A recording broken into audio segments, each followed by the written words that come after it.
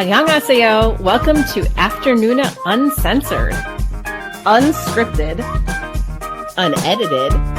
And uninterrupted. So let's get to it. Hey, everybody. Hello. Hi there.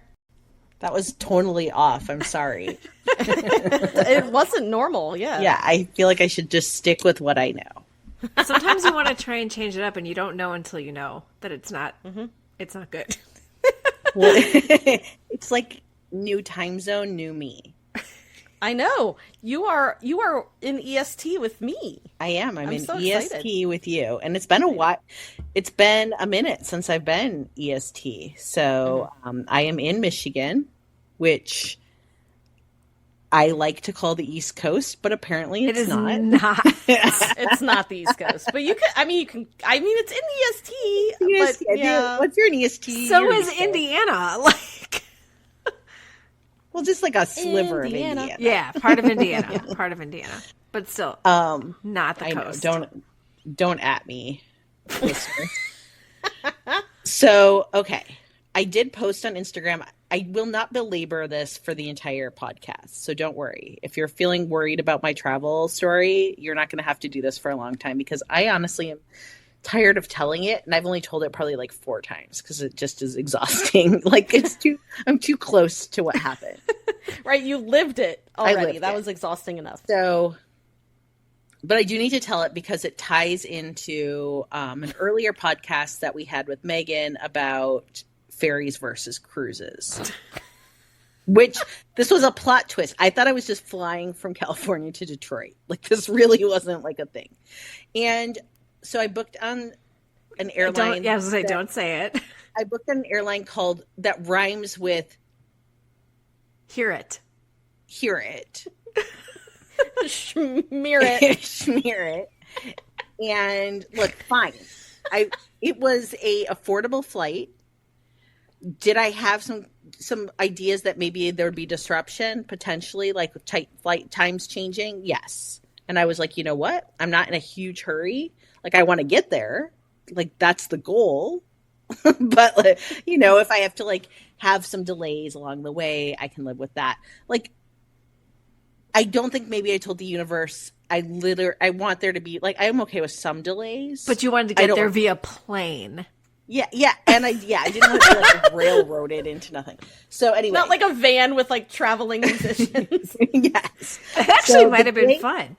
Yeah. The day we were flying was Saturday, and all day I just kept getting text alerts like your plane is delayed 15 minutes, like all. So I knew, and actually it wasn't bad because I was like trying to clean up and I was doing stuff, and I'm like, okay, I don't have to leave the house till like an hour later. Like, it's gonna be fine. I have like a 3-hour buffer layover in Vegas. Everything's fine. So, my son and I drive to the airport. It's beautiful outside. It's all sunny. We get to the San Jose airport. We've got plenty of time. It's just he and I because, my husband and the girls are in Australia right now visiting grandparents. So it's just like very chill. We get to the gate. Plane, shows up when it's meant to show up, which was late. But, we were there late, so we didn't really have to wait. And so we get on the plane. Plane's fine. Like, the guy's like, I'm not really sure what happened. Like, we were late getting it in Dallas. No worries. We're going to get you to Vegas in like an hour. It's fine. So we fly over to Vegas. I'm watching Rain or Shine, which is fantastic. So I'm just kicked back, just living my best life. We land on the tarmac and the pilot comes on. He's like, I'm not sure what's going on, but he's like, every single gate is full. We can't get to the terminal. So we're just going to sit here until we can like get a gate. Sorry about that. I'm like, okay. I'm like, we have an hour till we have to catch our next flight. Oh, God. But I wasn't freaking. I mean, I'm a pretty chill traveler. So I I'm would like, be freaking out. Me too. I'd be freaking Already. out. I'm Yeah. like, Already that's in an fine. hour. I'm like, I'm just watching my show. And so I'm watching Rain or Shine. I'm like, God, I've like finished another episode. Like, we've really been sitting here. And I was like, well, I'm sure they're like going to hold the plane. Like, they know there's people on here, like whatever. So he pulls up and we're probably like 5-6 minutes past like when our plane was supposed to take off. And I'm like, well, whatever, like they'll hold the plane. So we get off. Right across from us is the flight to Detroit. I'm like, okay, let's head over. So we walk over. And they're like, oh, that plane just took off 10 minutes ago. I'm like, motherfucker. Oh. So I'm like, okay. I'm like, well, I guess we'll like stay in a hotel tonight and like figure it out and go to ticketing and like, they'll put us up and, we'll be on our way tomorrow. Yeah. Because I You have like such a positive outlook on Schmerit. I did. I was like, we'll just whatever. So we go down to ticketing.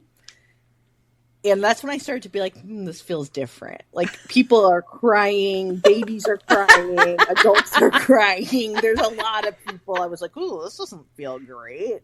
So a lot of people are just leaking fluids out of their face. Yeah, and I'm like, okay. I just like show up very reasonable when I finally get to ticketing. I'm like, we missed our plane by 10 minutes. We were late coming in. I don't really know what happened. I guess, we can just get like the hotel voucher and like figure out how we're getting out tomorrow. And she like looks at me like, listen, bitch. I was like, you're not getting a hotel voucher. I'm like, what are you talking about? I'm like, of course I'm getting a hotel voucher. And she's like, we're going to deem this as, we've deemed this as weather related and we don't need to provide any compensation for that. She's like, we can get you out. And then she was like, we can get you out at 5:30 in the morning tomorrow. And I was like, oh, well, that's kind of a bummer, but like, whatever, we'll just crash at the airport and be on our way in the morning. Like, sucks. But, like I said, I was willing to put in a certain amount of like, whatever. So I was kind of like, it's fine. We'll just crash here. No big deal. How was Dara through all this? I mean, like, not loving it, but like stoic. And so we get our ticket. I'm like, whatever, Dara, it's going to be fine. Like, we're just going to crash in the airport. He's like, well, really? I'm like, yeah, it'll be totally fine. Because, I mean, at this point, it was like midnight. So I walk away and I look at my ticket. And I'm like, wait a second. I'm like, this ticket isn't for tomorrow. It's for the day after tomorrow. And it flies at 5:30 in the morning to LAX. And then there's a 14-hour layover in LAX. And then it flies to Detroit. And I'm like, no. I'm like, this is not going to work. What? So I go all the way back, wait in the scream cry line, get to another lady. And I'm like, look, I'm sorry. I'm like, this is not the situation that's going to work. Like, I was told I'd be on a 5:30 in the morning flight tomorrow. And I wasn't told I was going to Los Angeles and having a 14-hour layover. And so she like tap, tap, tap, tap. She's like, well, you're not going to Detroit tomorrow. She's like, you can get to Detroit on Tuesday. It was Saturday night. And I'm like, and she's like, and you can either take that flight and have that layover, or you could fly to Atlanta and it's like an 8-hour layover. And I'm like, so I'm supposed to stay here till Tuesday. And I'm like, but I'm not getting like a hotel or anything. She's like, no. And I was like, but what happens if I get to like Atlanta on Tuesday and then there's another weather issue? Would I be stuck in Atlanta for like 3 more days? She's like, well, I can't control the weather, ma'am. So at that point, I went to my very famous, apparently infamous, I'm like, can you please look at me right now and see that I am a human being? And I am just trying to talk to you like a human being, because like what you're telling me is like not reasonable. And I'm just trying to like engage with you in a way that is reasonable. And Jara's like, Mom, her whole job depends on her not seeing you as a human being. Like, and so Jara, I was like, well, what do I do? And so I was like, I got to think about this. And I'm like, okay, there's got to be, I'm like, can I switch my airport? I'm like, can I fly to Chicago? Because if I can fly to Chicago, I can find a fucking way to get to Detroit. And she's like, looks, and she's like, well, there's 1 seat for tomorrow. I'm like, well, that doesn't really, I'm not going to like, and like, I can't fly Jared to Chicago and like, there's no one in Chicago, right? Like, it's like, right. I'm like, both of us need to be there. But like, I'll go get him. Yeah. So then I'm looking at Ohio. I'm like, I guess I can fly to Ohio. And that was kind of confusing, but like, I could kind of get to Ohio maybe like a Monday at some point. And I was like, oh, this is not great. So finally she's like, I'm like, okay, Wisconsin, what do we have? I'm like, Milwaukee. And she's like, oh, there's a flight out of Milwaukee tomorrow at 11:30, getting you into Milwaukee at 5. Milwaukee's like a cool 8.5 hours from Detroit. But I'm like, it's on the Great Lakes, right? Like, I'm like, it gives me a I'm like, okay, let's like go with that. And then I'll just show up at the other gates and see if I can get on those, like the flight to Chicago or the flight to Detroit. No big deal. Well, it was a big deal. At that point, I was like not happy, but I was like trying to get through it. So then she's like, I'm like, okay. And obviously I'm not getting the voucher or whatever. So I'm like, okay, I've got to figure out where to stay. She's like, oh, I've got this like referral to this website where you can book a place to sleep. You know, we don't pay for it, but you get a discount. I'm like, okay, pass it to me. So I walk away. I'm like, okay, calling my parents, like, I'm not going to be there at 5 a.m. I'm getting to Milwaukee tomorrow at like 5 p.m. and I've got to fucking figure it out. Then I call then I like go on the website to find a hotel, and it's like, do you need a room for the night? At this point, it's like almost 2 a.m. I'm like, yeah, I need a room for the night. So I like book the closest hotel I can find. It's like on the strip, but like closer to the airport. And Uber, we show up at the airport. So it's 105 degrees outside at night. Like this is at 2 a.m. Good Lord. So I'm like, you know, it's hot. We get to the hotel. I'm like, dear God, I just need to like crash for like 5 hours, shower, get a good attitude. We show up and the lady's like, this hotel's completely booked. Like there is no bed here. I'm like, but I booked it online. And she's like, I don't know. She's like, yeah, there's no hotel room here. She's like, I'd cry. And I would cry. Okay.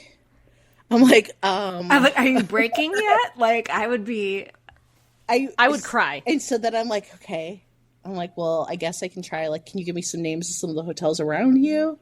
So I get those names. I call, and they're like, yeah, you can stay. It's like $240. And I'm like, I have to leave at like 7 a.m. They're like, this is Saturday night in Vegas. So I sit down, and I just like take a minute. Jared went to the vending machine and just got like bullshit. I didn't even care. He came back eating like so much garbage, and I was just like, yeah. I called Nick, and my husband's in Australia. He's like, well, you can just go home. And I was like, I was fine until that. And then I was like pissed. I was like, do you know who I am? I'm like, I'm not going home. I was like, how dare you? And then he's like, well, don't take this out on me. I'm like, I'm going to go. Click. So I'm like, Jara, we are going back to the airport. I'm like, we're going to sleep at the airport. We are not paying these bullshit prices. So he's like, oh, I'm like, yeah. I'm like, it's going to be fine. It's going to be great. So we go back to the airport, and he's like, well, what are we supposed to do? I'm like, look, there's a plug over there. I'm like, we can plug in our phones. I'm like, we're going to lay right there. And he's like, that's the floor. I'm like, yep, we're going on the floor. Yep. So she's like, I am not sleeping on the floor. I'm like, all right. I'm like, you can sit in that chair if you want. I'm like, you're like, okay, diva. I took out like a shopping bag. I'm like, I'm putting my head on the shopping bag, and I'm going to lay down. Yeah. And so I do. And he's like, Jesus Christ. And then after a while, he's like, my back hurts in this chair. I'm like, well, you can lay down or not lay down. It's up to you. So at that point, I was on the phone with the company that had booked the hotel, being like, I need my, long story short on that, I did get the room reserved. I got comped back on that. They were like, we don't do reservations. I'm like, well, you didn't do a room either. So I'm going to need that money back. Like, so anyway, that worked out. And so he ended up laying on the floor kind of too. All I know is I must have fallen asleep hard for about an hour. I woke up feeling completely drunk with my son waking me up being like, we got to try to catch the Chicago flight. It's like 5 a.m. at this point. I've slept, maybe an hour. Rain or shine really did me a solid, like to kind of keep me going. Long story short, we didn't get on any of those flights. We didn't get on the Detroit flight. So we're getting on that Milwaukee flight. And my parents call me and they're like, look, we found a ferry that will take you across the Great Lakes. You can get on the ferry in Milwaukee, and it'll take you over to Muskegon, Michigan, which is like 2.5 hours from our house. We'll come pick you up, and we'll drive you home. I'm like, that's like 5 hours for you. And they're like, well, it's better than driving to Milwaukee. And I was like, well, I would have taken the Greyhound. They're like, you're not taking the Greyhound. But look at Amtrak, too. And Amtrak was like, had no tickets. And they were like expensive if there were tickets. Like $600 in like first class. I was like, fuck for you. Amtrak? Yes. I was like, good Lord. Suck it, Amtrak. Yeah. It's an Amtrak. And so, I mean, I take Amtrak. That is crazy pricing. We show up in Milwaukee. And from there on, it was just like click, click, click, like Milwaukee. Like we walked by and Jared was like basically exhausted and not his best self at that point. I am from the Midwest, so I feel like it's okay if he pokes fun at it. I didn't love it, but he walked by. There was a shirt that said Midwest is best. And he's like, yeah, I'm really going to get that shirt. I was like, Yura, you keep the attitude. Keep the good attitude. You're like, now I'm buying it for you. Yeah, and it was like smoky outside. And so we like go into the smoke, get the Uber ride. We show up at the ferry terminal. The ferry terminal is packed. but it is packed with motorcyclists. Like What? Like a motorcycle clubs. So everyone's got like huge bikes outside. Everyone's in like biker clothes inside. Oh. I was just like, whatever. I'm just gonna keep watching rain or shine, just sitting there. And I'm like, I don't even know what's happening anymore. You're like, each you know will get me through. I slept an hour in like, I don't even know, a long time. Jara had barely slept. We were both just like completely delirious. We get on the boat. I was like, well, I guess maybe I could look for birds. And then I was like, it's just like it got dark and I was on the lake. How many hours is it on the ferry? It was 2.5 hours. So I can say, I mean, at that point, it probably felt, but it probably felt like short. It was pitch black, so it didn't feel like an experience. Like I was like expecting to like have something, and it was like, I'm not gonna like diss it. It was fine. My parents were on the other end. We drove home. I stayed in good spirits the whole way home, and I got to my house at 2:30 in the morning. So what I was supposed to get home, what was supposed to be a 6-hour plane ride with a layover ended up being, I don't know, a lot longer. I would have cried when I saw my parents, I think that's when I would have. I just don't know what I would have done. Like, I would have lost it after getting the ticket that was going to take me back to California. I For just a lost 14-hour layover. I would have lost it at the hotel. That's where I would have lost it. That's where I would have cried in the lobby of that hotel until they had pity on me and put me in, like, I don't know, a janitor's closet. I just went into that fugue state of like, I'm just going to remain forward looking. I'm not going to look back. I will only look forward. We're only going to find a way forward through this.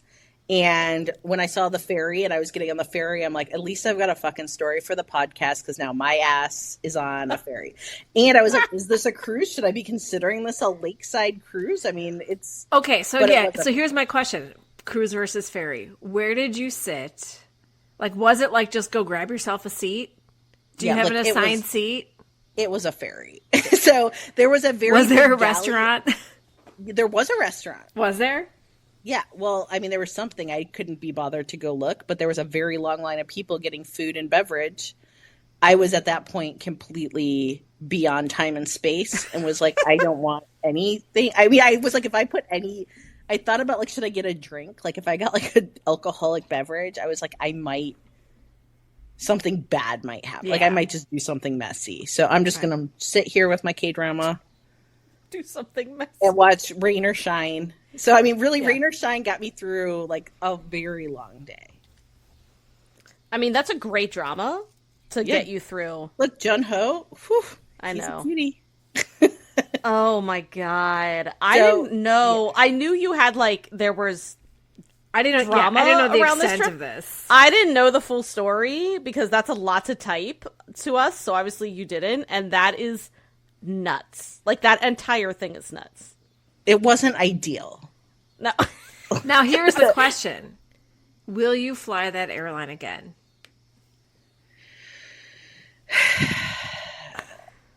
I mean...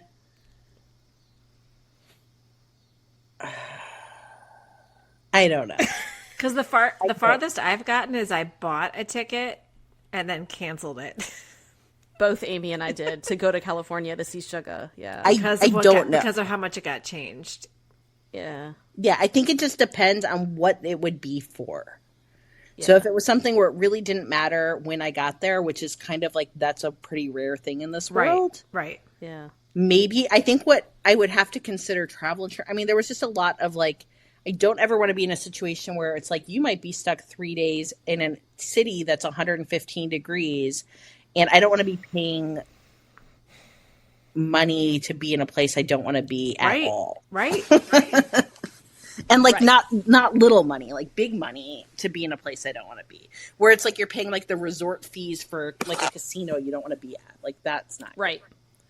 I have to fly back with Schmear on Tuesday, so we'll see. I was actually that's what I thought Amy was going to say. I thought she was going to say, "Okay, but now's the question: how are you getting back?" Because that's my question. Well, because she had, I mean, same way, and I'm layovering in Vegas again. Because so you can cancel. You can cancel it if this is what I learned. Because this is what I did.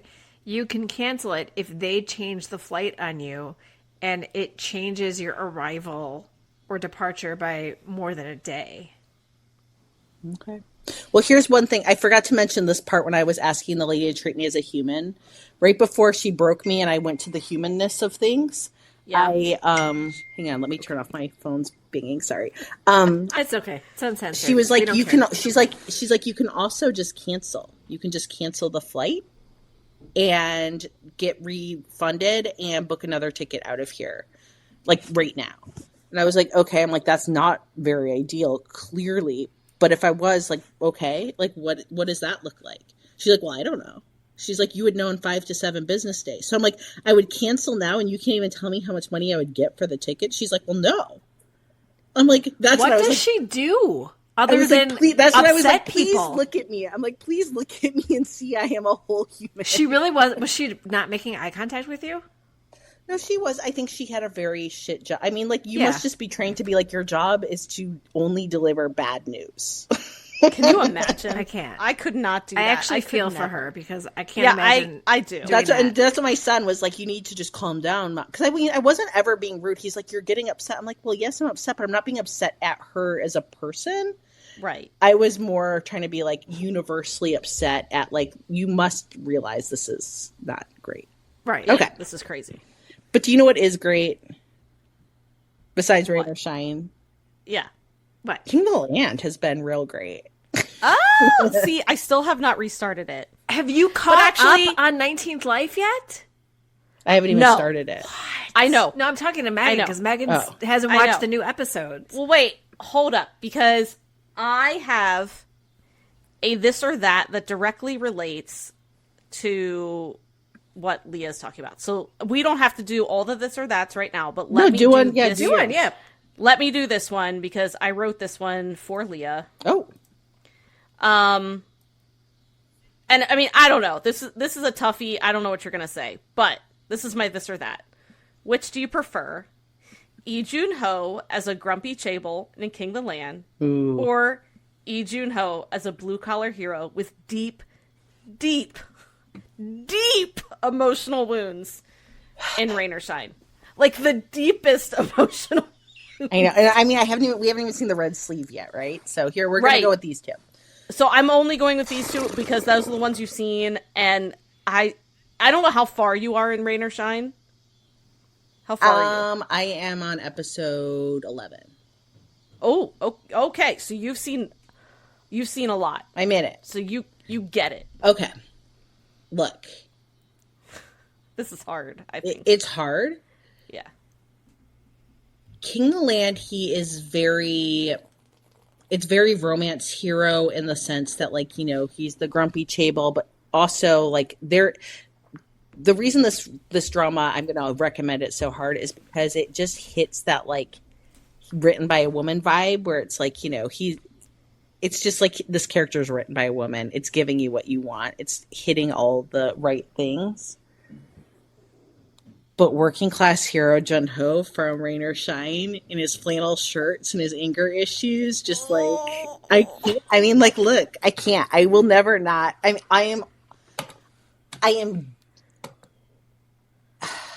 in love with him. And so because I'm in love with him, and not just in love, like I'm not in love. I'm in King of the Land. I'm in love with like the whole thing, and I really love the couple. And Right. look, I love the couple in Rain or Shine-ish. I love him in Rain or Shine.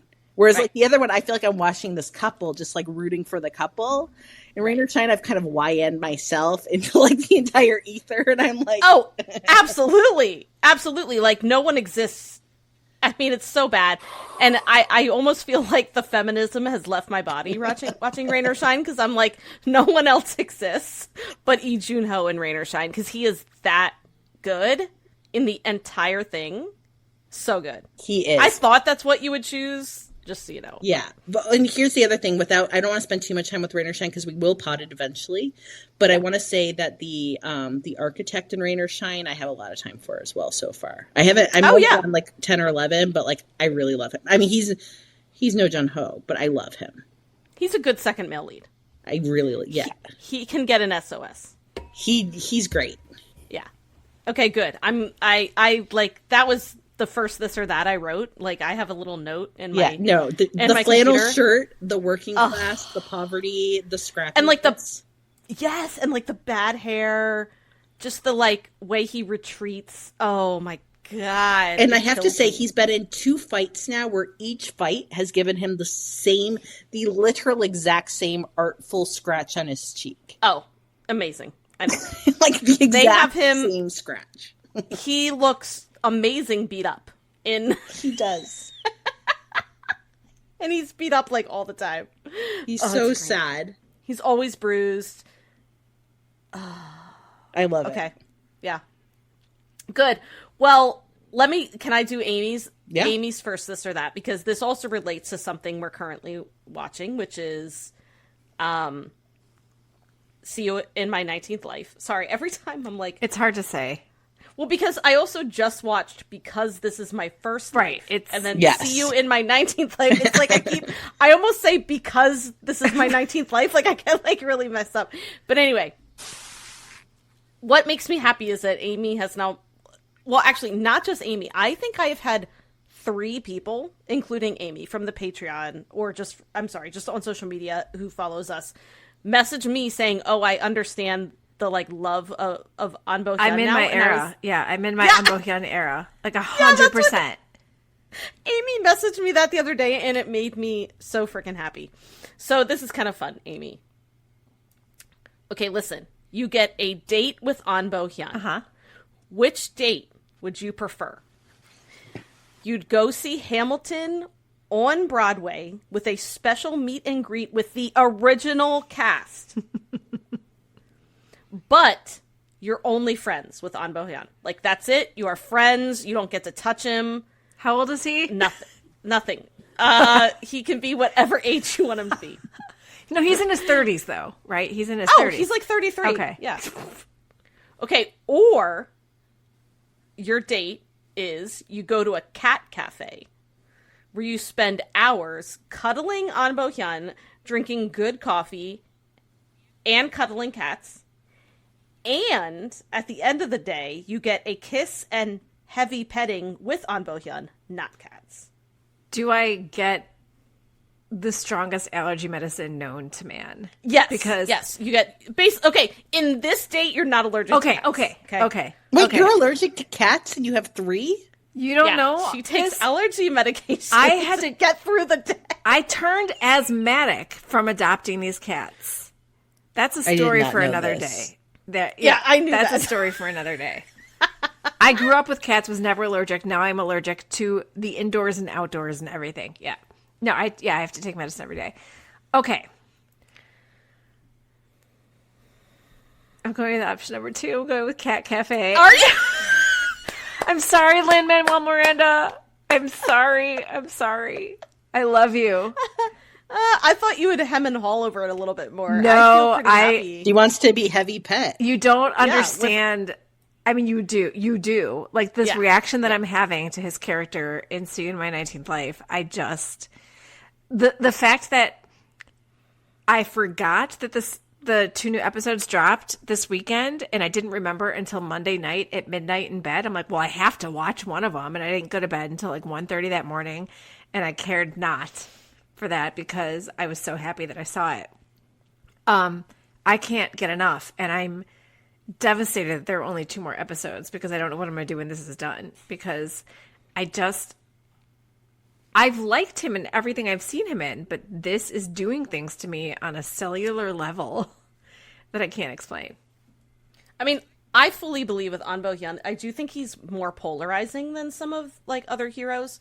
Because I either think like he works for you or he doesn't, and I respect people that are like he just doesn't work for me. But I've liked him. I even liked him as a villain. But this, he's great as a villain. The sensitive, tortured hero, like he plays tortured so well, and that's the thing I love. And about this is like the tortured in like Itaewon Class was like tortured a-hole, and he was very vocal about his being torturedness. Like, this is a quiet, reserved torture where he I don't know.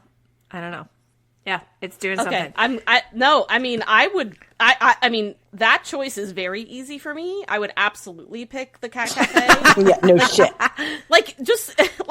Like when I wrote that this or that, I was like, I was just You thinking were of my thinking, ideal date. right? You were thinking of like Amy will choose this one and I'll choose this one, but you were wrong. I kind of was. I really thought maybe you'd choose the first one, but I was like, my ideal date would be like cat cafe, Oh my coffee, gosh. pastries. Give me like some pastries. And then the heavy petting. It's funny. I just wrote. you're also talking to a girl who's been single for far too long, so Right. You So know. you're like, I want the heavy petting. No, I just wrote a scene. I don't even know what I'm doing with this current book I'm writing, but I wrote a scene where I just had like it's this post-apocalyptic world, but yet I was like, the city definitely has food trucks. Like, I'm just Post-apocalyptic food trucks. yeah, Okay. yeah, because I said they do. Okay. And I had them go to like a food truck. Well, first I had like chicken skewers because who doesn't love that?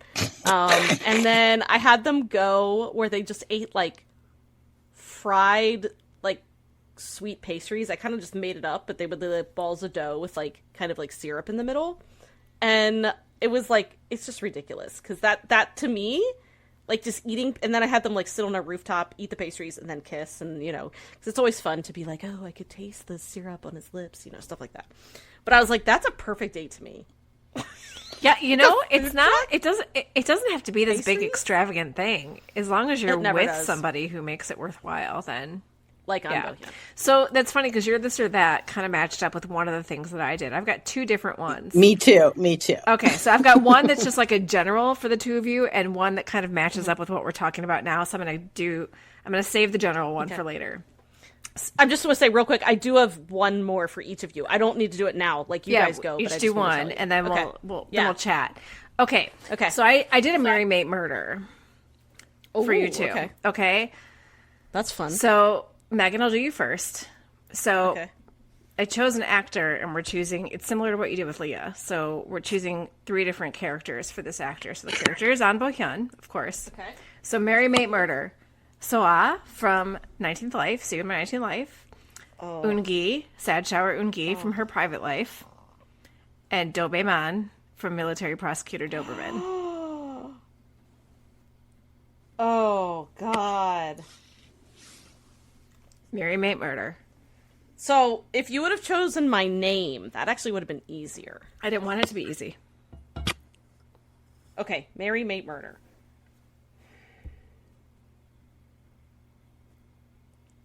This is probably going to surprise you. Oh, my. I'm going to marry Eun-gi. Okay. I'll never get over Eun-gi. Uh-huh. And I want him to wear that terrible suit. The terrible, old, ill-fitting suit. I am going to mate Do Bae-man. I know, but if you've seen Military Prosecutor Doberman, and then I would murder Sohan, I feel so bad. I can't believe I'm saying this. I know. I like the plot twist. I here. know. I'm so sad about I this now. know. It has nothing to do, though, with my feelings on Soha. It's that I wouldn't mate him, and I wouldn't He's marry way him too yet. precious for mate. He's way too... You can't... He is like... he is beyond precious. Yeah. That's another thing, though. That's just what's funny to me about... So in My Name, he was kind of like this, like, self-confident cop. And he mates the heroine. And it's, like, clear, like, he knows what he's doing. And it's... Even though it's a really sad scene, like, he knows what he's doing. And so I do like and see you in My 19th Life because...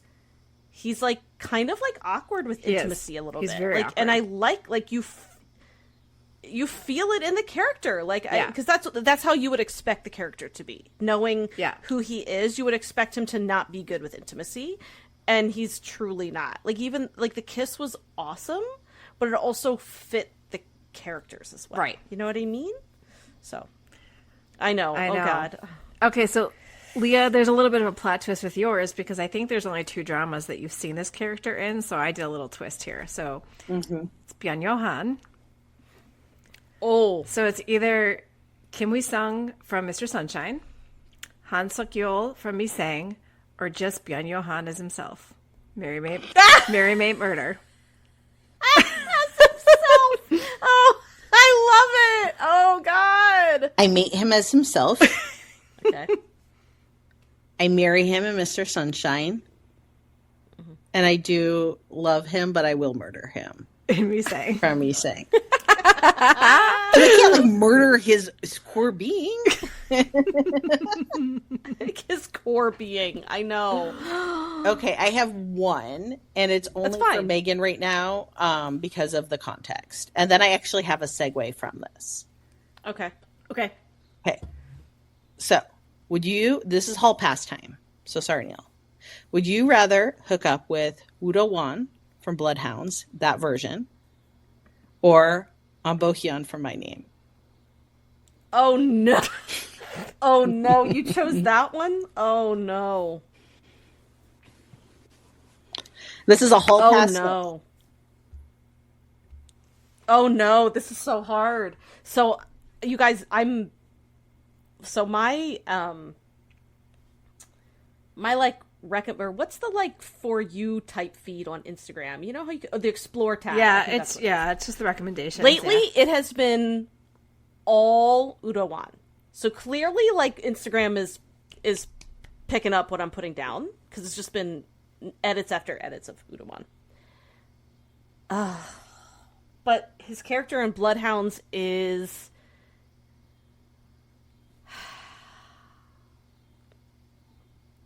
I don't know if that's the iteration that I want to mate. Oh God, I don't, Leah, this is.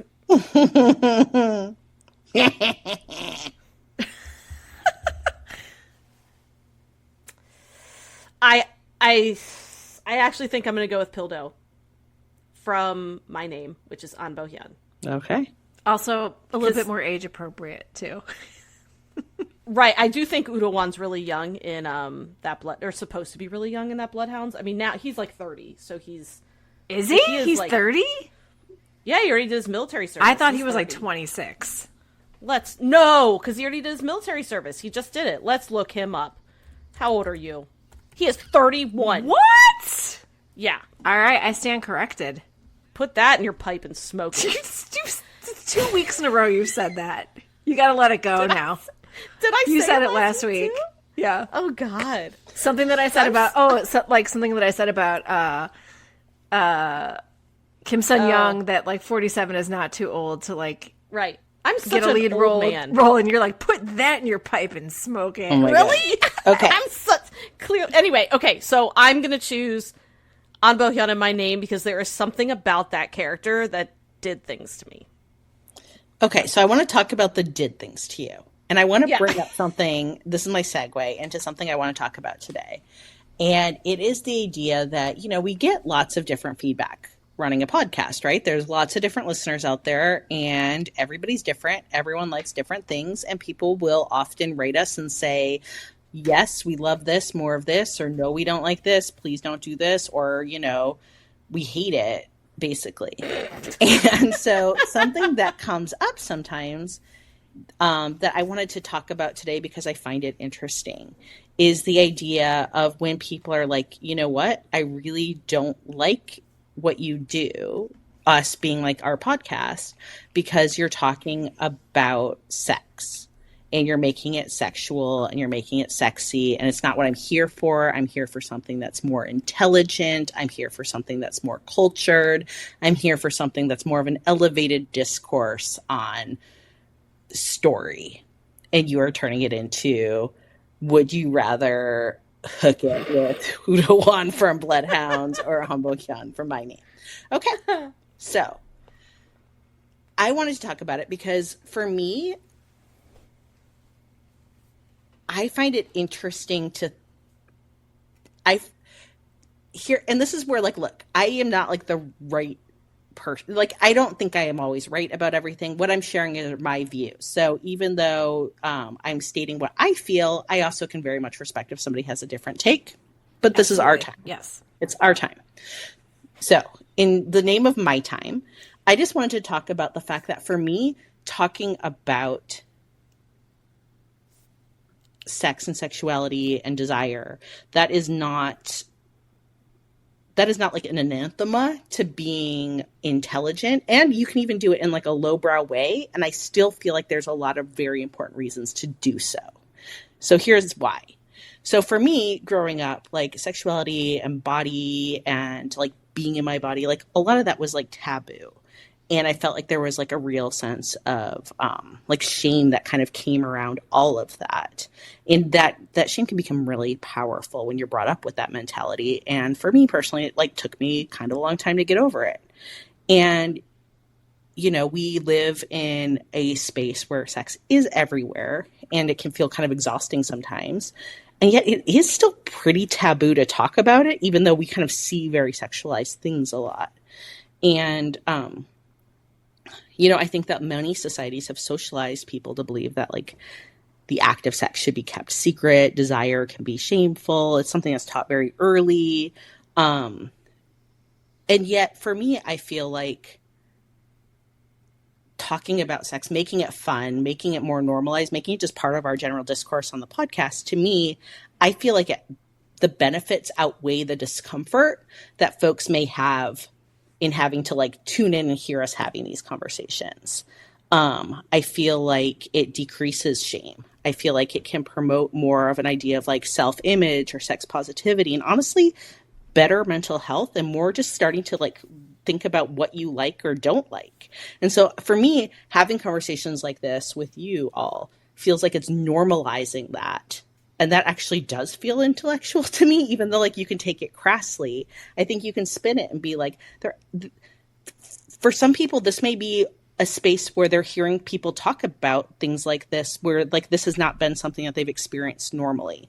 And it feels liberating for them. So what you might be hearing and being like, oh, I didn't sign up for this, and I just wanted to like go about my business and like think good thoughts about like Captain Ree and crash landing on you. Somebody else might be like, oh my gosh, I just feel like this is the only place people have like normalized talking about sex in my entire life. And it's nice to hear it not feel so dirty and shameful, and it just feels fun.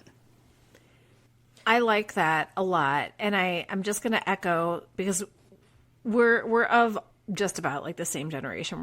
We're only a few years apart. And I grew up in a time where not only did people not talk about it, but if you did talk about it and you were a female, or you did do anything sexual and you were a female, you were often labeled a slut. Like I grew up in the era of slut shaming, of live slut shaming. And I have been called one. Like I have very vivid memories in high school. And even earlier, you know, stuff that boys would get, you know, pat on the back for and girls would get shamed for. And it has taken me a long time, and I think I'm still getting there. Like even watching stuff that's like explicitly sexual. Like that's one of the things that I really loved about watching Hit the Spot. And one of the things that we talked about when we watched Hit the Spot is, first of all, it's a short drama, short episodes, not a lot of episodes, and that there wasn't much conflict and there wasn't a whole lot of, you know, ups and downs as far as the story arc was concerned. But for me, that didn't matter. What mattered to me is that we had women openly shopping in a sex toy store, and that everybody in that store was happy to be there and happy to go try out, you know, what they wanted to try out. Her, you know, the female lead's best friend had like a whole suitcase full of dildos, and everybody was just happy to talk about it and share in the joy of pleasure. And that's not something that I experienced growing up, and not to say like anyone's at fault in my life. Like definitely like my parents, I'm sure, were even much more repressed as far as talking about that stuff as I was, because they were baby boomers, you know? So yeah, I think in agreeing with you, I think that we still can be highbrow and talk about sex. We can be sort of, you know, over the top and silly about it sometimes. And I still think that there is merit to that, because it is sort of breaking down barriers of being afraid to even talk about this stuff. And I'm totally fine if you out there listening don't want to hear that. We're not like that all the time, but when it comes up, it's fun. Well, and people have a choice, right? They Yeah, can not you have don't. to Right, listen. you, as I'm saying, like you don't have to listen to those parts. You don't have to listen to us at all. We're happy if you do listen to us, and we're happy that you're here because you listening to us is the reason why we get to keep making more podcasts. But yeah, and you know, we are all three of us have been in the romance space now for about a decade. Yep. And so I have seen what the romance book space has done for people on like a positive note. I've been to book signings where people are giving away condoms and like promoting safe sex. You know, branded condoms with like their author name on it, or they're giving away fun little stress squeezies that are in the shape of a, you know, certain anatomy. And it's the joy. I know it sounds like maybe silly to you, but you have to realize like the broader picture for a lot of, especially the women who come to these signings and come to these conventions. For them, they feel it's a safe place. Like they love it.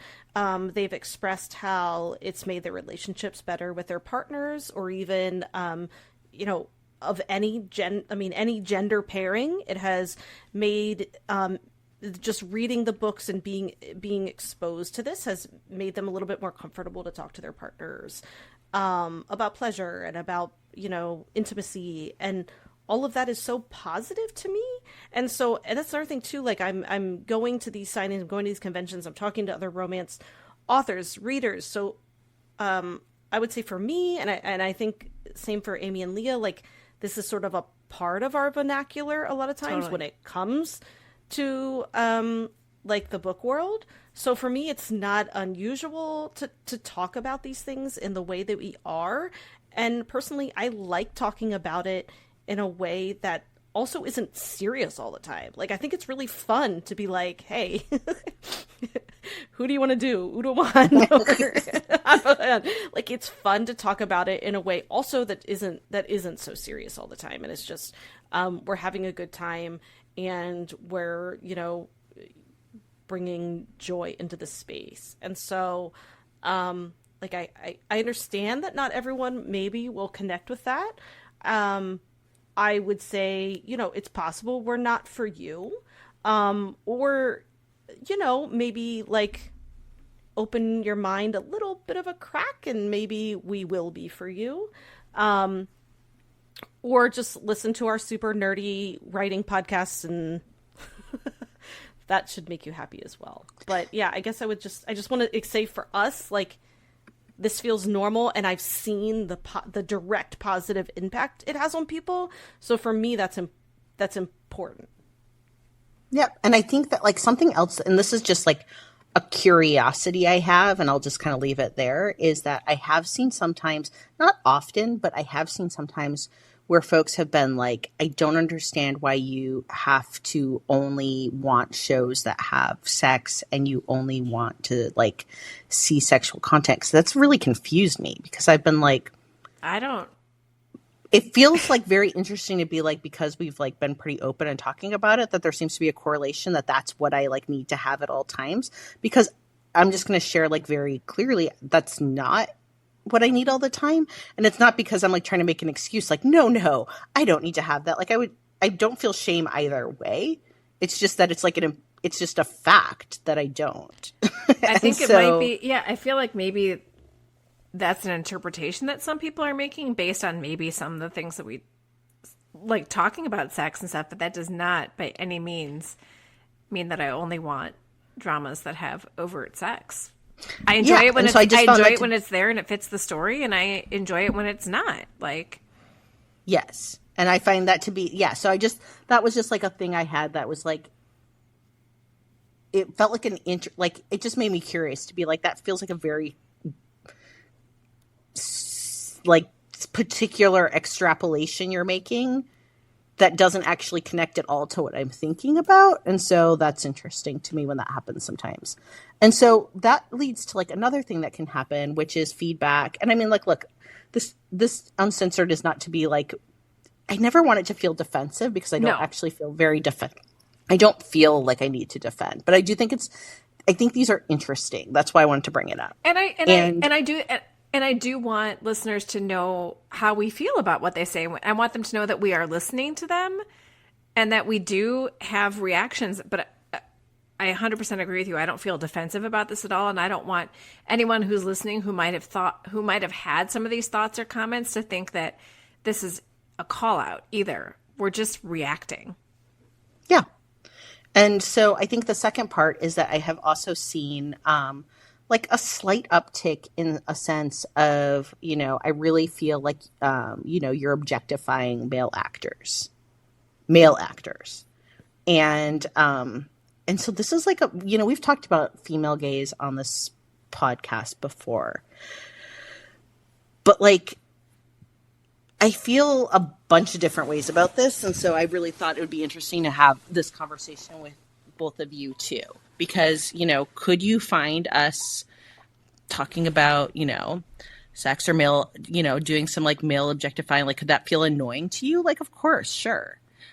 However, like, I do have to say that like, these are not potatoes to potatoes in terms of like, what happens if we're talking about like male gaze versus female gaze. Like, male actors aren't getting hit with like unequal pay, butting up against like sexual harassment and rape culture in the same ways that women are. And like, while men may experience like some type of objectification on an individual level, the fact of the matter is that female objectification operates on like a very structural and systematic way.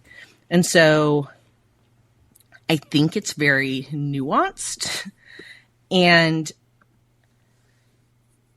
I also am going to say that, like, I don't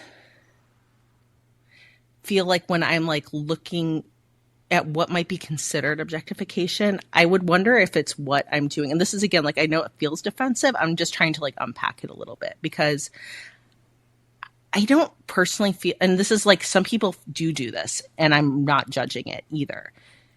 Like, if I just saw, like, disembodied abs, I'm not going to have a very big reaction. Like, I'm not going to see that and be like, yeah, like, it's just like, and somebody might, and like, fine. I don't.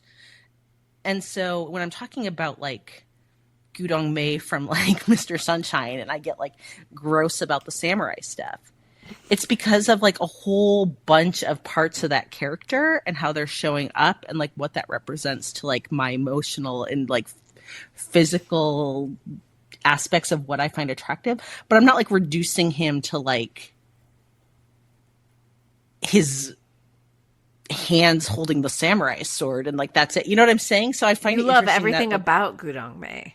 Yeah, and so I'm like, it's the essence of Gudong Mei, physical, social, and emotional. Yes. And is that really objectifying that?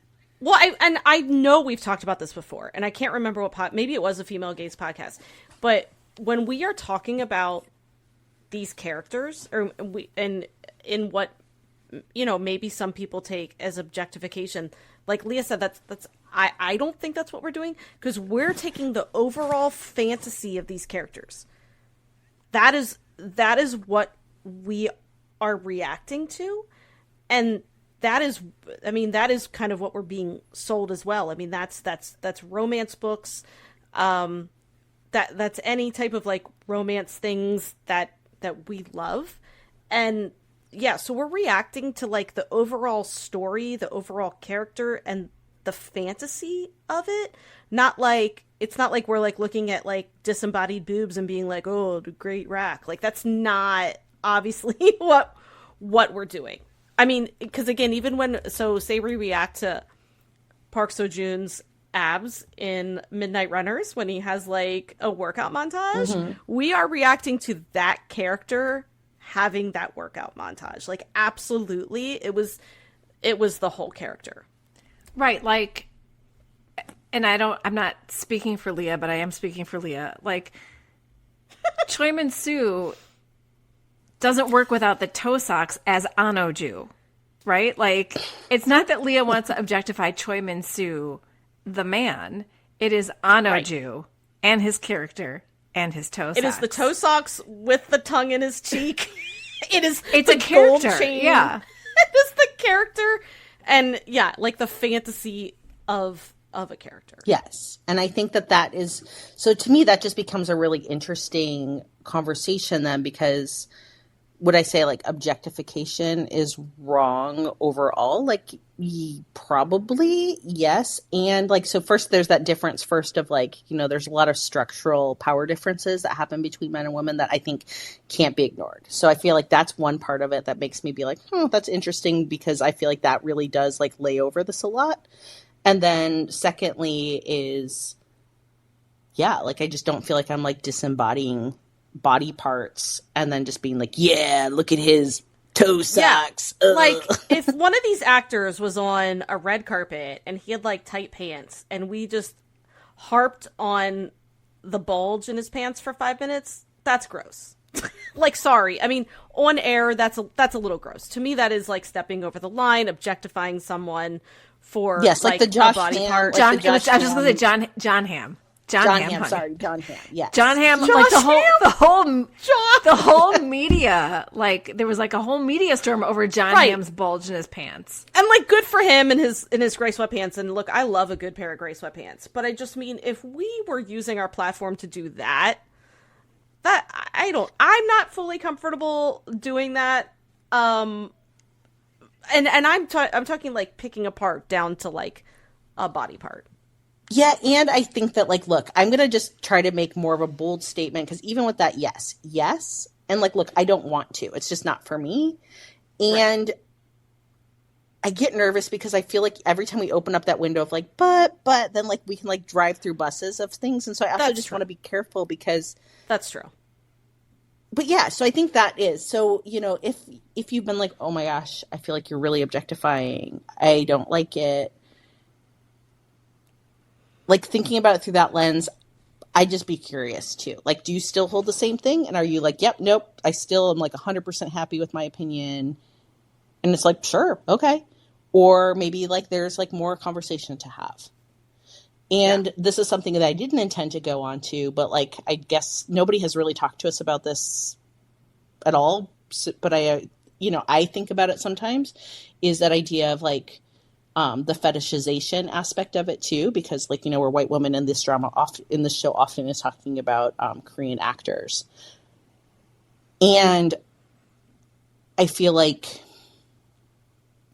for me, when I think of like what fetishization is, it just means like almost like othering them to like the point of like, they're just like some, like the otherness is so much, plus also like they only exist for like my pleasure. Plus I'm like very bizarrely focused on like only like them, like only an East Asian male will like do it for me, and it's like they become dehumanized because I'm just like, that's it. Yeah. I'm gonna meanwhile, say, like we're still drooling over Cillian Murphy. Objectification, right? It knows no bounds. It really spans the globe. Yeah, my objectification can go everywhere. Am I going to Oppenheimer on Friday to see Cillian Murphy? Oh my gosh, I hopefully am. Wait, I'm trying to. I had someone say to me the other day, I went out with a friend from high school and his girlfriend. And we were talking about like what we were watching. Obviously, I talked to her about K-dramas. And then she said to me, so have you seen Peaky Blinders? Because I heard I should watch it. And I literally was like, ma'am, if you have not seen Cillian Murphy as Tommy Shelby, you have not lived. I will objectify you shit also out of mentioned Tommy Shelby. this in last week's episode. Did I? I will mention Tommy Shelby with Megan. Shit. Yeah. Anyway, you know what I mean. I just think Yeah, it's we'll talk hilarious. about Tommy Shelby. I feel like it's I'm so hilarious. sorry. Like, I don't. No, call me on it. No, this is what my family does. This is what you should do to me.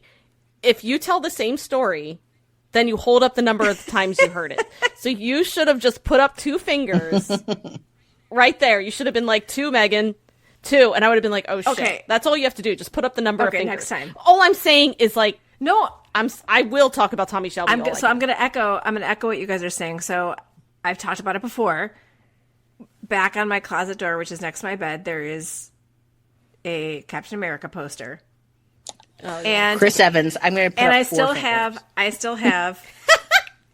Oh my God, you did! I still have People Sexiest Man Alive with Chris Evans on it that I got Thanksgiving of last year. Still sitting. You can't see still it. Sitting in She's mint, holding it still up. sitting in mint condition on my desk. It does look like it's in mint condition. Yeah. I also want to say that. Do you have that like wrapped? I in should laminate plastic? it. Yeah, I totally should Yeah, you laminate. should. But yeah, no. Yeah. So yeah, my objectification knows no bounds. Although we are going to say that it's not.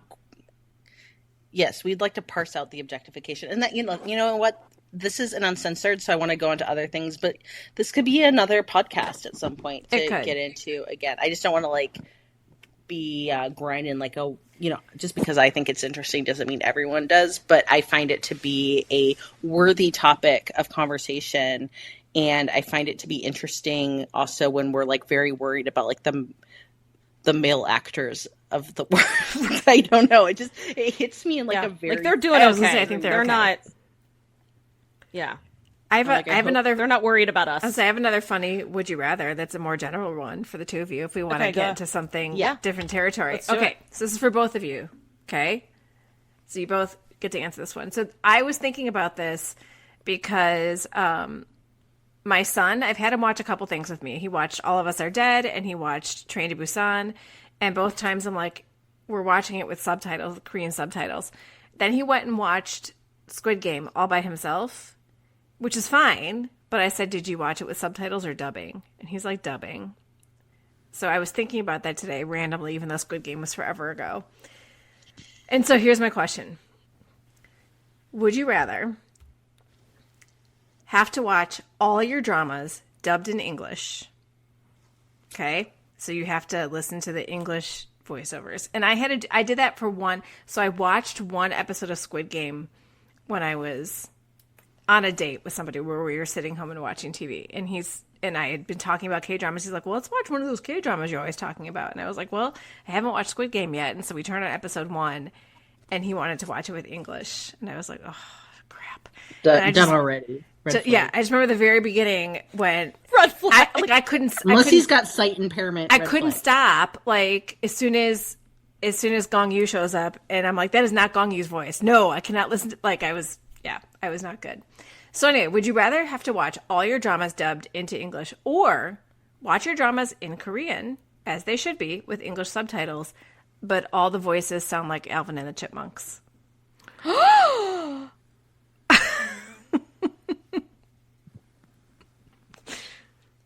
I guess I got to go with dubbed, but that sucks. I don't think I would be like a huge. Honestly, this sounds terrible, but I don't know. I don't think I'd be doing a K-drama podcast if they sounded like Alvin and the Chipmunks. Yeah, well, or if I had to watch. Well, again, like I know that there are very valid reasons some people need to watch. Absolutely, absolutely. And I'm not discounting that. I'm just giving you a choice. Yeah. I would say though, for me personally, that would be a really difficult. Yes, thing to do, I don't. Yeah, to watch I don't want to sound super ableist with this question. No, at all. no. But I'm glad you said that. Like, if you do watch it with dubs, I'm not faulting you for that. I like to watch it with Korean subtitles, or sorry, with Korean voices. Well, you also and you English have subtitles. Like you said, you're able-bodied, so you're making that choice. Yes. Yeah. Can I do subtitles Alvin and the Chipmunks and just turn the sound off? Yeah. And have no sound? I can do that. That's how you could just read. Then I'm just going to do that and have it be soundlit, because I do that already not half the time, but occasionally if I can't find my headphones and I'm in bed with my husband and I can't find like my AirPods or I haven't charged them and they're dead, I'll just watch and read. Yeah, I want that to be my choice. I'm changing. Okay, I have one. I just am like, I feel like I did what I did last time was I just picked mean ones. It's the only thing that my brain goes. But Amy, this is for you.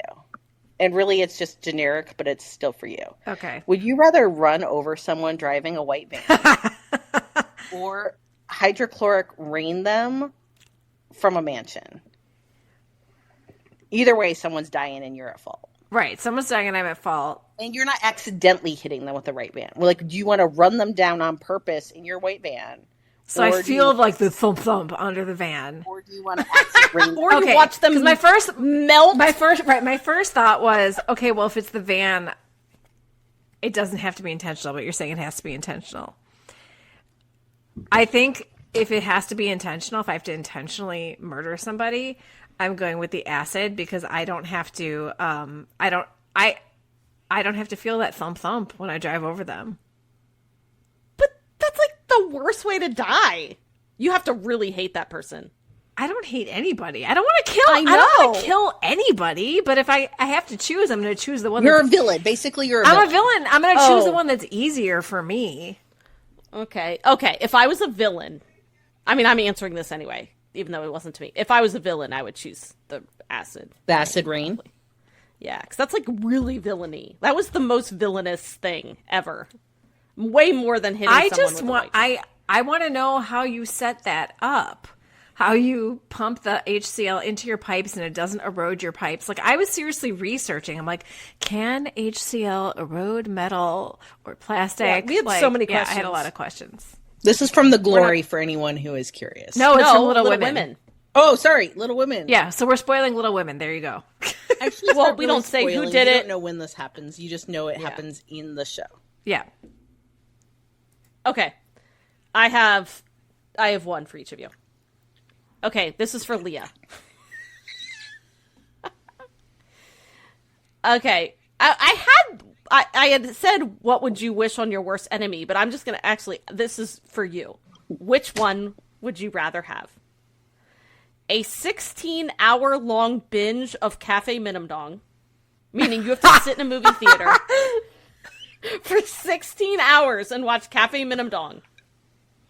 Or listen to someone take 16 hours to explain in detail the plot of Black Knight. That's amazing. Either way, you're sitting somewhere for 16 hours, doing something you don't want to do. Look, I'm going to go with Cafe Minimdong, and here's why. It is because at least I get eye candy. Right. So, I mean, I guess it It's all depends in good. who's explaining Black Knight. If it's Kim Woo Bin explaining it in It's not Kim Woo Bin. I mean, like... That's a good one, though. It would be like, I don't know. You? Who it would be. If it was you? It'd be like, no, I'm going It's just like it's some random like Reddit poster. Yeah, well, give me the popcorn. Give me the popcorn and the Junior Mints. Send me to the movies. and the Whoppers. Yeah.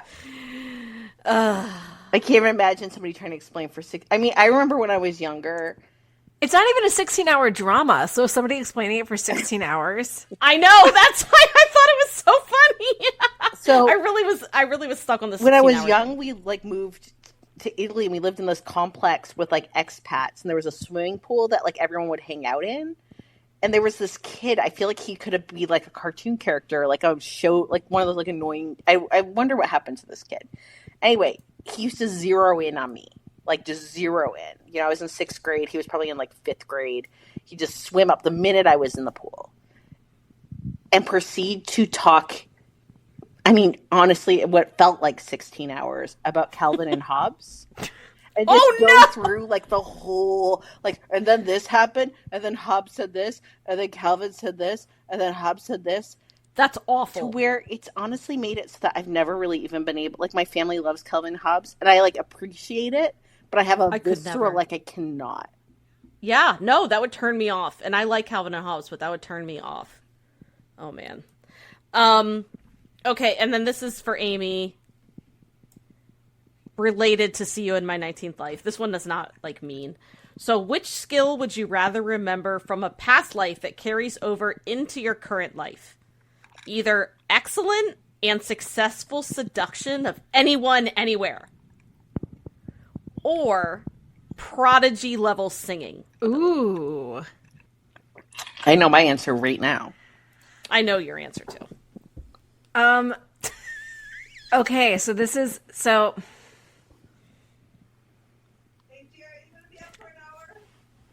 The theater kid in me, the wannabe theater kid in me is coming out because when I was a kid, I wanted to be a Broadway actress. So I'm gonna go with the prodigy level singing ability.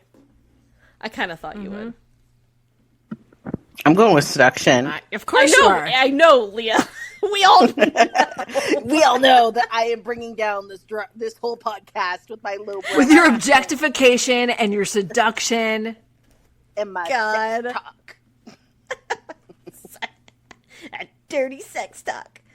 Oh, yeah, neither of those surprise me. What would you pick? Seduction. Yeah. I have always wanted to sing, though. I will tell you. I have always wished that I could sing. I wish maybe I had, like, voice lessons. And singing is a form of seduction. I did kind of play it out. Like, you know, people would love you if you sang well. You could pull pretty good. There is a character in Tale of the Night-Tailed 1938, and that's what she does. She's a mermaid siren. Yeah, a mermaid siren, and it's awesome. Okay, I have no segue, but I did want to talk a little bit about a new podcast that is out in our network. Because the podcast host has a good voice. Ooh, that is a good segue. Celia segued for you. And look, I want to talk about this podcast because I'm actually, and I'm not, I'm trying to like say, I swear it's not because we like know her. And that, you know, at this point, like we work with her. I actually love her podcast. So, it is called It's Bananas, and it is by Becky Onesta. She also goes by the Fruit Maven. And I just love the concept so much. So the idea is that she tries different fruits. And she talks about them on air, but she also blends it into what's also on her mind. So she'll say, what's on my mind and what's on my table. And it kind of reminds me a little bit of Runaway Bride, the movie with Julia Roberts and Richard Gere, where Julia Roberts in that movie did not know how she liked her eggs. So basically she would always eat her eggs the way her significant other, her boyfriend at the time, liked his eggs. And so when she met Richard Gere, he was like, well, how do you like your eggs? And she didn't know. And so at one point she's like sitting at this table and there's like all these different prepared eggs around her and she tries them all to know what eggs she likes. And Becky talks a little bit about, you know, she was at a point in her life where she kind of was like, I needed to like get to know myself better. And part of how she did that was trying different fruits. And she started a blog called The Fruit Maven about like a decade ago, I think she said. And yeah, she's basically like revived that in this podcast. And I started listening to it. And she even says in the podcast, she's like, you know, you're not going to like solve your life problems by like trying different things and trying fruit. But I tell you what, I felt like listening to this podcast that she was going to solve all my life problems. Like I truly was like, I'm buying into this. Just the way she talks. I felt, I mean, yes, I have met her, but I fully believe if I have like never met Becky in my life that I would be like, oh, she's my friend. She just is a natural at podcasting and I just love what she talks about. And a lot of what she says is kind of in line with our mission, which is like, you know, basically finding things that bring you joy unapologetically. And that's also what she's doing with this podcast. And her first podcast, she tried a Picasso melon, and it was really fun because she rates them on like appearance and texture. And then she has this thing where she does lickability. So she'll like lick it and then she'll like, do I like how that feels on my tongue? And it's just really, really cool. And I loved it. Like I truly, as just a human being, not related to like any sort of like podcasting venture, just as like me, Megan, myself, I felt like I got a lot out of it. So, I hope you check it out. It's called It's Bananas and I'm obsessed. I will be listening to every podcast she has. She has 2 out as of now, as when we're recording this podcast, but she has more coming out, I think, once a week. Am I right? Is she doing once a week? I think it's every other week. Once it starts every other going. week. I was going to say that just to add to that, there's something just super therapeutic about listening to Becky. Like, it's just soothing. And yeah, I mean, I feel like, no, like fruit is not going to solve everybody's problems, but I feel like if I sat down with Becky and had a conversation about fruit, I would learn something about myself. And that's really what I think this is all about. And I think that's what our whole network is all about, is just learning about ourselves and learning what brings us joy and going and grabbing onto that, whatever that thing is that brings you joy. It makes me want to try more fruit too. Like, I'm going to pay more attention to the fruit in the supermarket and try more things. I mean, that's the thing. It's all about, like, you know, sometimes life is just figuring out what you like, and you're not going to know unless you try different things. I mean, that's, you know, if you want to, like, do the big picture of her podcast, that's, and just her whole, like, mission, that's basically what it is. So yeah, it's fantastic. We love it. And, I hope you listen to it. And ditto to all of it, honestly. It's just, yeah, check it out. It's lovely. Yeah, exactly. It's lovely. So, oh, go ahead. Oh, I was just going to say, you know, as we're winding up, maybe it would be fun to just go through what we're all watching right now. Sure. Yeah. So I am watching, first of all, I'm watching His Man, the second season. So I have not seen the first season, but I'm watching the second season. Are they different? Like, so they're not? Yeah. Totally different cast. So you don't have to watch the first season in, like, any way. So it is a gay dating reality show.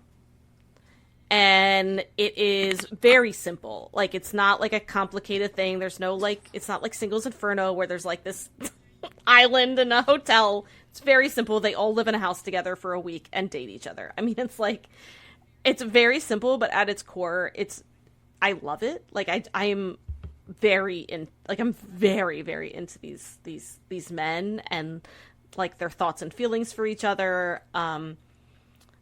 It's interesting, obviously, to see the different dating conventions, then also dating conventions, you know, in a conservative society when they're gay. And so I just love it. There is a couple I'm rooting for, like, so hard. Like, if they're not together at the end, then love isn't real. I'm watching Love Tractor as well, which is sorry, before I forget, His Man is on iQIYI, the iQIYI app. I think it will be on other apps when it's over. Like, I think it'll be on Viki, but I don't think it's on Viki Live, if that makes sense. I'm also watching Love Tractor. I have, like, 2 episodes to go. Also, like, just extremely cute BL. That's also on iQIYI. Like, adorable. It's like, you know, city soul guy with some, like, trauma, mild trauma, meets this, like, kind of, like, goofy himbo farmer in, like, a small town. I mean, it's adorable. Mm-hmm. It's so adorable. And then I'm watching See You in My 19th Life, which obviously I freaking love, even if I apparently am going to murder Soha. And I am going to start King the Land again soon. Yeah, I've already made it clear I'm watching See You in My 19th Life, which I love, love, love, love. And I'm interspersing that because now that I'm watching it live, I binged the first 8 episodes in 2 days. And now I'm watching it live and there's only 2 episodes left and I'm, like, distraught. And so I'm interspersing that with trying to catch back up to, what do you call it? Tale of Nine-Tailed 1938. I can't word it tonight. Tale of Nine-Tailed 1938. Which, you know, we've been assuring Leah because she's, you know, it was crazy, cuckoo, bananas, bonkers, like the first Tale of Nine-Tailed. And we loved it for that. And this one started out, like, a little bit slapstickish. There's some real story to it, and I'm really enjoying the story, and they've brought the creep factor back in, which I'm really enjoying as well. You know, I messaged Megan about a part that I was at. I'm like, this part is bananas. Mm-hmm. And it's good. I'm really enjoying it. But it is not compelling me like See You in My 19th Life is. Like, I'm enjoying it, but I don't have the emotional connection that I did the last time that I watched it. Oh, you know? Yeah. But I'm enjoying it. I mean, yeah, but it has a plot. Like, it has a plot. It has a plot. It's like the I know, it's like low bar. It is a low bar, but I know I'm not selling it well, but like I was telling Megan, and maybe I mentioned it to you two in Slack. I'm not sure if I did it privately or not, but I was worried after binging those 8 episodes of Soon My 19th Life and then not having any for a week. I was worried that going back to Tale of the Nine-Tailed was going to be a disappointment, and it wasn't. I was still entertained. I actually really loved Tale of the Nine-Tailed Ninth Theory. I thought it was really great. It made me be like, oh my god, I hope they do a 3rd season. Truly. I'll have to see how it ends before I decide that, but I'm enjoying it. I thought it was... I'm enjoying it. Yeah, I like the thought it was cast a lot. It's blast. Definitely like a great found family situation, best friends, lifelong friends situation, and yeah, I'm really enjoying it. So I'm going to start Wedding Plan, which is on Aichi. It's 8 episodes, and it's going to be 1 episode every Wednesday night. Today is Wednesday, so it starts tonight.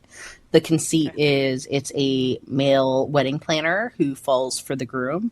I'm in. The trailer looked super cute for it. Yeah, love it. So I'm also watching... I'm watching 3 dramas besides that right now. So I'm watching April in Tokyo I think that's the name of it. I mess up the name of that one all the time. It's a JBL that's on Viki, and it's freaking devastating. I love it. Didn't you tell me to? Yeah, didn't you? I'm almost positive you told me to miss that, or I'm sorry, watch that. Right? Yes, I'm telling you to watch it. Okay, that's so. Fine. The other night I caught up to the last episode because it's doing 1 a week. I finished it, and then I went back and just watched the 5 that were already out back to back. And I was like, I even love it so much more. Like, the first time I liked it, but the first 2 episodes, I was like, I want to like it more than I do. I went back and rewatched it. I'm like, I am in. Like, it is in my, like, very top tier. I love it. This is on Viki. Yes. Love I'll look it up. Obsessed. Like, I can't say enough. Okay. I'm watching King of the Land, which I like as well. So this is very different. Like, I'm not obsessed with it like I am with like the Tokyo BL one, which is just like the angst is crazy. But King of the Land is like pure rom-com gold. And I just love the couple so much. It's just really fun, low stakes, yet I just am always entertained by it. And then I'm watching Rain or Shine, which is like, oh god, Jun Ho, working class hero in flannel, damaged, broken. So damaged, so broken. It's amazing. It's a beautiful drama. I know. I'm excited for it.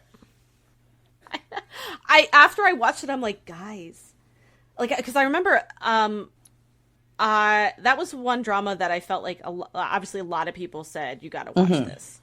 And I kept putting it off because I didn't think it really had a romance for some reason. I was like in the mood for a romance, but there obviously clearly is a romance.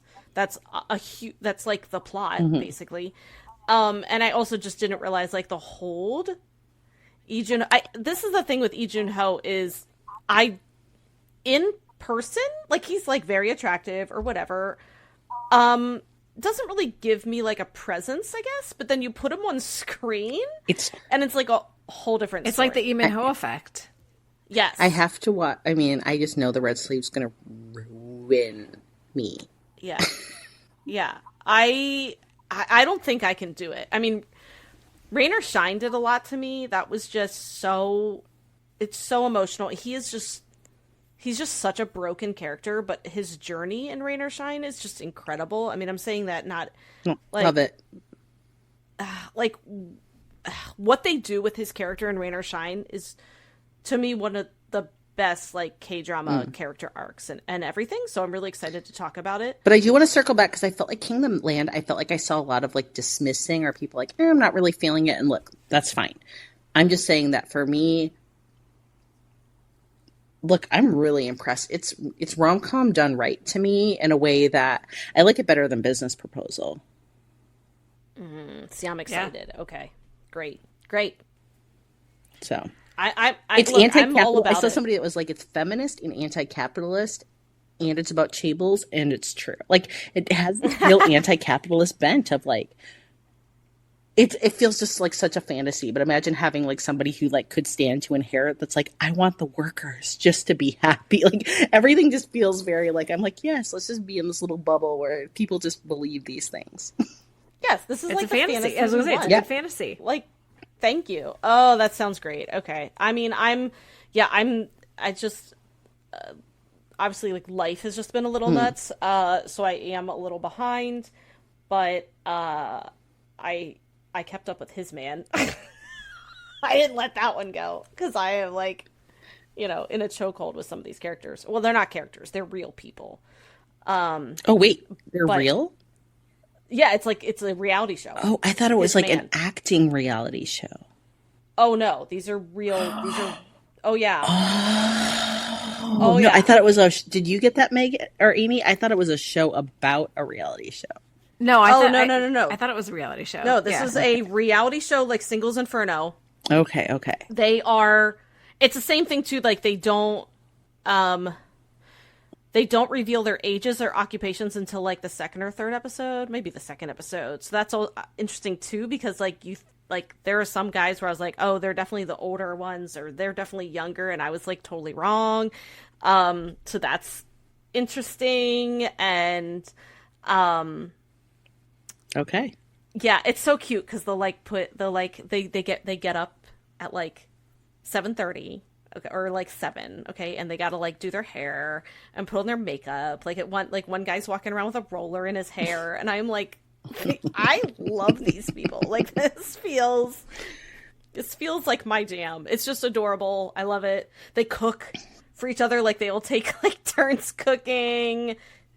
They go on these little. Just real quick. They go on these like cute cafe dates, and this is the funniest part. Is I've heard that like Korea has like the most cafes per like square mile than like anywhere else or something like that.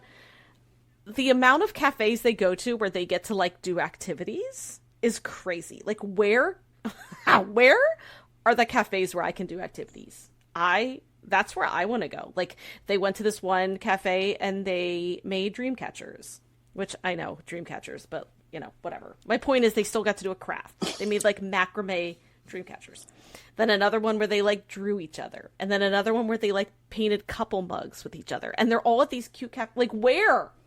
Why is America not getting in on activity cafes? That's all I gotta say. Without cultural appropriation. Yes. Right. Yeah, without cultural appropriation. Thank you. So, without the dream catchers, but like, I know. I was like, oh, they're doing dream catchers. God damn it. Really? But the mugs were cute. The mugs were very cute. And then they did little bracelets for each other. I mean, adorable. So, that's it. All right. Well, look, it's been another Uncensored. We've taken it many different directions. This was a long Uncensored, and it was an too. Interesting one, and I'm glad we talked about what we talked about. Yeah, we covered a lot of stuff today. All right. Well, well, what's next week? Oh, do you want to talk about that on Uncensored? I mean, I don't know if you're ready for next week, Leah, because we've got See You in My 19th Life on for next week. Oh, we do? Yeah. Yeah. She goes, we do? Looks like that's what you're watching on the plane. That's what you're watching in your 16-hour layover. All right, we can talk about that. But we will be covering it. Don't worry, everyone. But we need to cover it soon because you're leaving the country. It might be Amy and Megan. It might be Amy and Megan. Yeah. You can sell me on it. All right. Okay. All right. Well, till next time. Annyeong. Kamsahamnida. Thank you for listening to Afternoona Delight. Where can you find us outside the pod? Head on over to afternoonadelight.com. That's AFternoonadelight.com. You'll find links to all our social media, our book recs, K-pop and K-skincare recs, and if you want even more Afternoona Delight, because really who doesn't, you can join our Patreon, where you can choose the patron level that's right for you. Join in daily K-drama conversations, listen to bonus podcast episodes just for patrons, and participate in our monthly live K-drama support group via Zoom. We can't wait for you to be a part of the community. Until next time, annyeong!